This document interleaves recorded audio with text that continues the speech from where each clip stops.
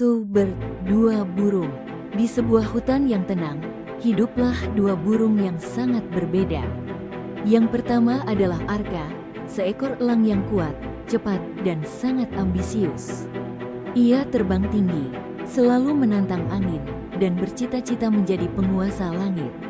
Yang kedua adalah Luma, seekor burung merpati putih yang lembut, sederhana, dan tidak suka keramaian. Ia tinggal di pohon tua, menikmati pagi yang sunyi dan bernyanyi saat matahari terbit. Mereka tinggal tidak jauh satu sama lain, tapi jarang berbicara. Arka merasa Luma terlalu lemah dan lamban. Luma merasa Arka terlalu tergesa dan angkuh. Suatu hari, badai besar datang. Angin menggila, petir menggelegar, dan hujan menamparkan pepohonan. Arka, yang biasa terbang tinggi, mencoba menembus badai. Ia berpikir, aku harus lebih tinggi dari badai. Aku harus menaklukkannya.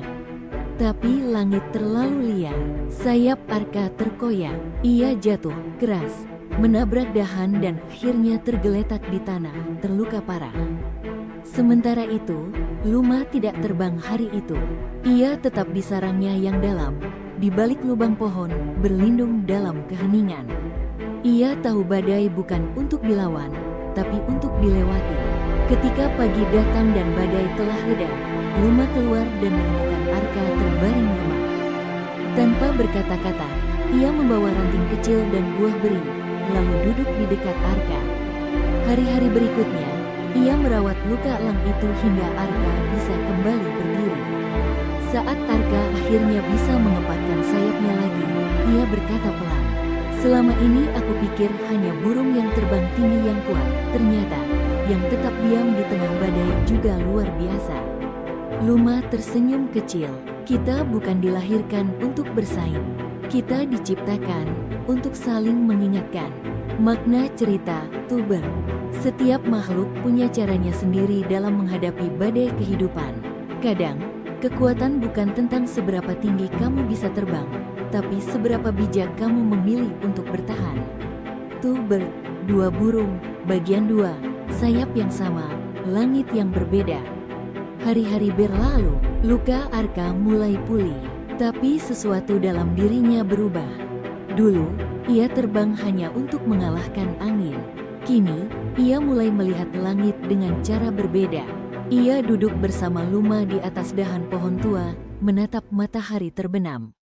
Warna jingga menyelimuti langit, dan burung-burung lain kembali ke sarang. "Aku tak pernah memperhatikan keindahan senja," kata Arka. "Aku terlalu sibuk mengejar ketinggian."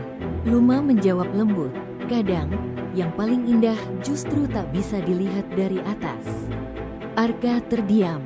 Ia, yang dulu selalu ingin berada di puncak, kini merasa damai di bawah, bersama seekor burung kecil yang tak pernah mencoba menjadi besar. Babak baru, 2 sayap, 1 arah. Setelah pulih sepenuhnya, Arka berniat pergi. "Aku harus terbang lagi, Luma," katanya. "Bukan untuk menaklukkan langit, tapi untuk melihat dunia dengan mata yang baru." Luma tersenyum, "Dan aku akan tetap di sini. Tapi ingat, pohon ini selalu menjadi rumah untukmu."